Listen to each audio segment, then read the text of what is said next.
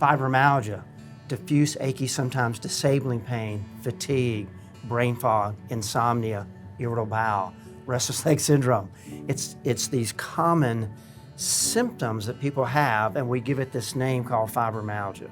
The most important thing for these individuals is to reestablish deep restorative sleep.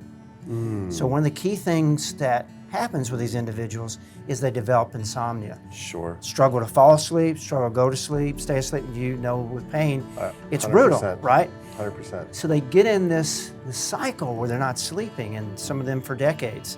And we know if you're not getting deep restorative sleep on a consistent basis, you increase your inflammatory chemicals by 40%. If you got somebody already has a lot of inflammation, and then they increase that inflammation by 40%, right? And then they have a low pain threshold. It just makes sense that's where we would focus, right? Right. So there's keys that will allow them to raise that pain threshold. Got it. One of those is, and I use this analogy, that we're all born with a stress coping savings account. And in that stress coping savings account, we have certain chemicals that allow us to deal with stress. And all day long, we're under stress. We don't think about it. Our body's releasing serotonin, the happy hormone serotonin that people have heard about, dopamine, which is a pain blocker, cortisol, DHEA, magnesium. Anytime you're under stress, you're releasing a lot of magnesium for the mitochondria. These folks have bankrupted their stress coping savings account. Sure. Something came along that was the straw that broke the camel's back. Failed marriage, toxic work environment, an illness, a surgery. And when that happened, that was it. And they can never get that vitality, that self-healing ability to work.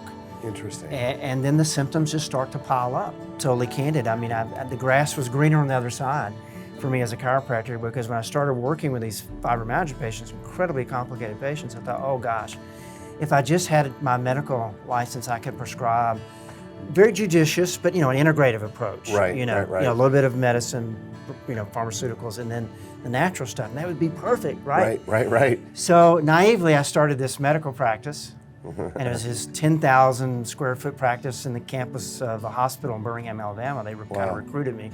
Had 5 medical doctors there, and we were working with these folks from all over the Southeast mainly. And but I realized that the drug therapy didn't matter. It was a dead end. It didn't. Now, we could help them short term. There's definitely a place for that.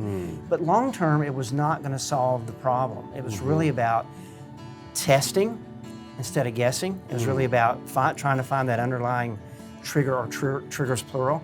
But you're right, everyone's pain is different. There's different triggers.